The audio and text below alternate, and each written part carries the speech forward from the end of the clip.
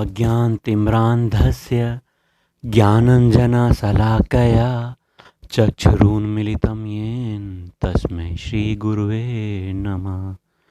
हे कृष्ण करुणा सिंधु दीनबंधु जगतपते गोपेश गोपिका कांत राधा कांत नमस्तुते। तप्त कांचन गौरांगी राधे वृंदावनेश्वरी वृषभानुसुते देवी प्रणमामि हरिप्रिये। जय जय श्री राधा वल्लभ श्री हरिवंश श्री हरिवंश श्री हरिवंश। परम सच्चिदानंद श्री राधा वल्लभ लाल के गोरे और सांवले चरण यही हमारे जीवन का एकमात्र आश्रय हैं, एकमात्र हमारी प्राप्ति, हमारे जीवन का उद्देश्य श्री राधा वल्लभ लाल के युगल चरण ही हैं। हमारा कर्तव्य आसक्ति पूर्वक नित्य प्रियालाल का चिंतन करना, यही हमारा कर्तव्य है। हमें अपने यही कर्तव्य को करते रहना है। अपने प्रिय प्रीतम को रिझाना है, प्रसन्न करना है। हमारी सभी चेष्टाएं भगवान की प्रसन्नता के लिए होनी चाहिए। भगवान किस चीज़ से प्रसन्न होते हैं यह हमें विचार करना चाहिए, स्वयं से विचार करना चाहिए। आपके भाव अंदर से ही अगर बनते हैं तो वह भगवान उसे स्वीकार करते हैं। मान लीजिए आज आपका भाव आया कि आज मैं अपने भगवान को बहुत बढ़िया खीर बना के खिलाऊंगी, तो आपने इस विचार से उस कार्य को किया, खीर को बनाया, उसमें मेवे डाले, बढ़िया दूध, बढ़िया उसको पकाया, एकदम सुंदर स्वादिष्ट बनाया और भगवान को प्यार से खिलाया कि भगवान देखो आपके लिए हमने खीर बनाया है, प्यारे खाओ। तो ये आपका भाव बन गया और ये भगवान को प्रसन्न कर देगा, शीघ्र प्रसन्न करेगा, क्योंकि भगवान भाव के भूखे हैं। आपने भगवान के लिए कार्य किया ना, और भगवान का चिंतन करते हुए आपने यह कार्य किया। इस कार्य में आपकी रुचि देखिए, आपकी आसक्ति देखिए। शुरू से ही आपने सोचा कि चलो भगवान के लिए आज ये बनाया जाए। आप दूध लेने गए और चिंतन भगवान का हो रहा है। आप मेवे लेकर आए, आपने किचन में विभिन्न सामग्रियों को इकट्ठा किया, फिर भी चिंतन भगवान का चल रहा है। अब खीर बन रही है, फिर भी भगवान का चिंतन बन रहा है कि मैं भगवान को पवाऊंगा, मैं भगवान को खिलाऊंगा।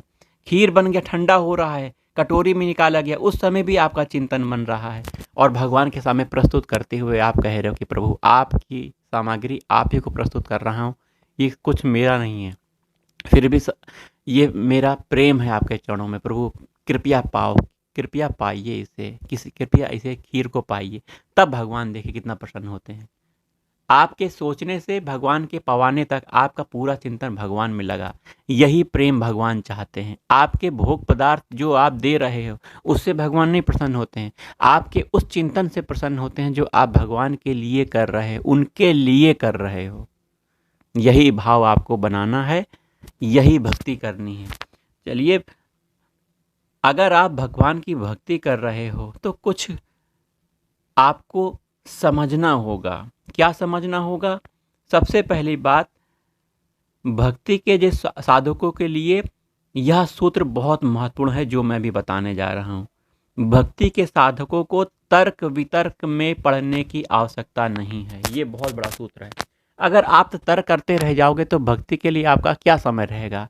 तर्क वही करते हैं जो अभिमान में रहते हैं, किसी गर्व में रहते हैं, दंभ में रहते हैं। तर्क करने का विषय नहीं है। भक्ति प्रेम का विषय है, भगवान की सेवा का विषय है। इसमें तर्क का स्थान नहीं होता और भक्त तर्क नहीं करते। हमें यह समझना चाहिए कि मेरा तो हर एक क्षण अपने प्रियतम भगवान के भजन के लिए समर्पित हो चुका है। उसे दूसरे काम में लगाने का अधिकार अब हमारा थोड़ी ना है। फिर हम तर्क वितर्क करें भी किस बात की? सृष्टि कब हुई, कैसे हुई, क्यों हुई, इसका मूल तत्व क्या है, इन सब बातों को जानने की उसे ज़रूरत नहीं होती। किसे? भक्त को ज़रूरत नहीं होती। वो तो भगवान से प्रेम करने में लगा हुआ है ना। भक्त ने तो श्री भगवान को ही अपना सब कुछ मानकर अपना एकमात्र लक्ष्य बना लिया है। भगवान अपना तत्व जब चाहेंगे, आप अपने आप ही आपको समझा देंगे, भक्त को समझा देंगे। अब ये ना समझिए कि मैं ये साधना कर रहा हूँ, भगवान से प्रेम कर रहा हूँ और इतना नाम जाप करता हूँ, इतनी बजे उठकर भगवान की सेवा भी करता हूँ, भगवान मुझे मिल जाएंगे। नहीं, ऐसा नहीं है। भगवान अपनी अहेतु की कृपा से मिलेंगे, आपके भाव को भी देखेंगे और अपनी कृपा भी वो करेंगे। आपकी जब स्थिति पात्रता हो जाएगी तो भगवान जरूर आपको दर्शन देंगे, इसमें रंच मात्र संदेह नहीं है। क्योंकि भगवान भक्त से मिलने के लिए बहुत आतुर रहते हैं, उन्हें अपने गले लगाने के लिए बहुत आतुर होते हैं। भगवान गले लगाते हैं, प्रेम करते हैं अपने भक्त से, बहुत प्यार करते हैं भक्त से। तो भगवान का भक्त बनना हमें चाहिए। इन फालतू के वाद विवाद में पड़ने की आवश्यकता नहीं है। किसी ने आपको कुछ बुरा भला कह दिया तो भक्त क्या करता है? अगर आपको भक्त को किसी ने बुरा भला कह दिया तो वो सुनता नहीं है, ध्यान नहीं देता है। अगर सुन भी लिया तो कोई परवाह नहीं करता है, क्योंकि वो जानता है कि सर्वम खलमिदम ब्रह्म, सब जगह मेरे प्रिया प्रीतम ही व्याप्त है, राधा वल्लभ लाल ही व्याप्त हैं। तो अगर सामने वाला कुछ ऐसी चेष्टा कर रहा है तो वो भगवान की लीला समझकर ध्यान नहीं देता है, प्रणाम करके आगे बढ़ जाता है। भगवान के बारे में भक्त बहुत जानता है, नस नस जानता है, क्योंकि भगवान में जुड़ गया है ना, उसका मन भगवान के चरणों में लग गया है। भगवान कैसे प्रसन्न होंगे, भगवान को क्या चीज़ पसंद है, ये नस नस की बात है, अंदर की बात है, भक्त जानता है। भक्त केवल प्रेम में झुक जाते हैं और भक्त के पराधीन हो जाते हैं। और कोई सत्ता नहीं है जो भगवान को पराधीन कर सके, भगवान को झुका सके। भक्त अपने प्रियतम भगवान के चिंतन को छोड़कर दूसरी किसी वस्तु के चिंतन की भक्त के मन में गुंजाइश नहीं रहती। और यह भी निश्चित है कि तर्क से तत्व की उपलब्धि नहीं होती। कितना भी तर्क कर लो, कितने भी ब्राह्मण विद्वान पंडित क्यों ना हो जाओ, तर्क वितर्क में बहुत बड़े शास्त्रार्थी क्यों ना हो जाओ, सबको हरा क्यों ना दो, तर्क के माध्यम से भगवान को प्रसन्न और भगवान की प्राप्ति नहीं की जा सकती। कितना भी ज्ञानी क्यों ना हो, ज्ञानी तो अपने ज्ञान का घमंड रखता है ना। एक उदाहरण आप सभी लोग को पता ही होगा कि ऋषि दुर्वासा जी को अपने तप बल, अपने योग बल, अपने ज्ञान का अभिमान था।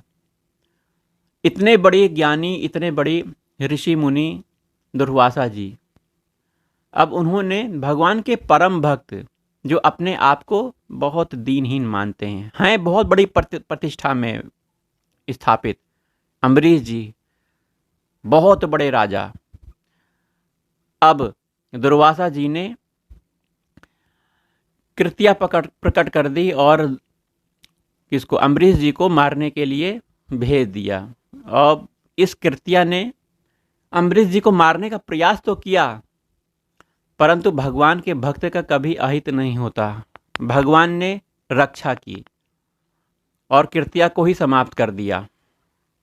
अब भगवान का सुदर्शन दुर्वासा जी के पीछे लग गया। दुर्वासा जी सभी देवी देवताओं के पास गए कि इस सुदर्शन का ताप शांत हो और उनकी रक्षा हो, परंतु कहीं उनको शरण नहीं मिली। भगवान के पास स्वयं गए, भगवान ने भी शरण नहीं दी, क्योंकि भगवान के भक्त का अहित किया है। तो भगवान के भक्त का जो भी अहित करता है उसे कहीं शरण नहीं मिलती। हाँ, शरण मिलेगी वही भक्त जब माफ़ कर देगा तब। अंत में देवर्षि नारद जी के कहने पर वो आ गए। कहाँ आ गए? अम्बरीश जी के पास आ गए। और अम्बरीश जी देखिए कितने साधु हैं, गृहस्थ हैं, राजा आदमी, लेकिन भगवान के परम भक्त भगवान का जो होता है वो बहुत दयालु होता है। उन्होंने दुर्वासा जी के इस कष्ट में देखकर कह दिया कि मेरे जीवन भर की जो भी साधना है, हे सुदर्शन चक्र, अगर भगवान की भक्ति मेरी सही हुई है तो आप अपना ताप समाप्त कर दो। तो भगवान के भक्त के इस प्रकार कहने से उसका ताप शांत हो गया। इस तरह भगवान का भक्त भगवान से बड़ा होता है। उन्होंने दिखा दिया कि दुर्वासा एक तपोबली थे, उनके पास तप बल था, योग बल था, बहुत बड़ी सिद्धियां थीं, परंतु यह सिद्धि किसी काम की नहीं है भगवान के भक्त के आगे। भगवान का भक्त अपने आप को दीनहीन, अधम मानता है और भगवान की सेवा में ही लगा रहता है। उसे किसी पद प्रतिष्ठा, धन, ऐश्वर्य की इच्छा नहीं रहती है। सब कुछ उसका मैं भगवान में विलीन हो गया है। अतः भक्त भगवान के लिए इसीलिए विशेष है और भगवान इसीलिए उससे प्रेम करते हैं, उसके पास जाना चाहते हैं, उसको गले लगाना चाहते हैं। तो तर्क तो हमें करना ही नहीं चाहिए। बुद्धि के तर्क से उस तत्व की प्राप्ति नहीं होती है, ये बात तो बिल्कुल सत्य है। वह सत्व तत्व तो शुद्ध चित्त सात्विक पुरुष के सामने स्वयं आ जाता है। भाई जो सात्विक पुरुष है वो तत्व अपने आप आ जाता है। किसी अंश में यह भी सत्य है कि वादे वादे जायते तत्वबोधा, परंतु वह वाद दूसरा होता है। श्रद्धालु शिष्य जिज्ञासा भाव से गुरु के सामने तर्क उपस्थित करता है। जिज्ञासा भाव से जो करता है कि भगवान को जानने की कोई इच्छा रख के जब तर्क प्रस्तुत करता है और गुरु उसकी शंका निवारण कर और प्रबल तर्क से उसे सिद्धांत समझाते हैं, ऐसा वाद दूषित नहीं है, ये तर्क दूषित नहीं है। ऐसा तर्क बिल्कुल करना चाहिए, क्योंकि मन में किसी प्रकार की शंका होने पर हमें अपने गुरु से तर्क तो करना पड़ेगा। लेकिन ऐसा तर्क जो अभिमान को प्रदर्शित करता है, अहंकार को प्रदर्शित करता है, दंभ को प्रदर्शित करता है, ऐसा तर्क नहीं करना चाहिए। परंतु जो वाद आग्रह पूर्वक होता है वह तो बुरा ही फल उत्पन्न करता है और वाद में अपना मत का आग्रह ही हो ही जाता है। अच्छा, फिर सिद्धांत का लक्ष्य छूट जाता है। सिद्धांत क्या और व्यक्तिगत दोष निरीक्षण, दोषारोपण, परस्पर एक दूसरे की बुराई, ये भी होने लग जाता है। अब ऐसा होने से व्यक्ति का, भक्त का विवेक भी नष्ट हो जाता है और विवेक जब नष्ट हो जाता है तो क्रोध आ जाता है। क्रोध आने से वाणी बेकाबू हो जाती है। आप देखिए, जब भी क्रोध आता है, विवेक सबसे पहले नष्ट हुआ है, उसके बाद क्रोध आया है। क्रोध आने से वाणी बेकाबू हो जाती है और सामने वाला कोई भी है जो क्रोध को धारण कर चुका है, वह ऐसे ऐसे शब्दों का प्रयोग करने लग जाता है जो सही नहीं है, जो आगे आने वाले समय में बहुत कष्ट देने वाले हैं। वाणी बेकाबू हो जाती है और सदा के लिए वैर बंध जाता है। इसीलिए वादे वादे वर्धते वैर हनी, वाद विवाद से बैर की आग भड़क उठती है। और कहा जाता है भक्ति के पथिक को तो इतनी फुर्सत ही नहीं मिलनी चाहिए जिसमें वह वाद विवाद कर सके। जहां तक हो सके उसे तर्क के स्थान से अलग ही रहना चाहिए।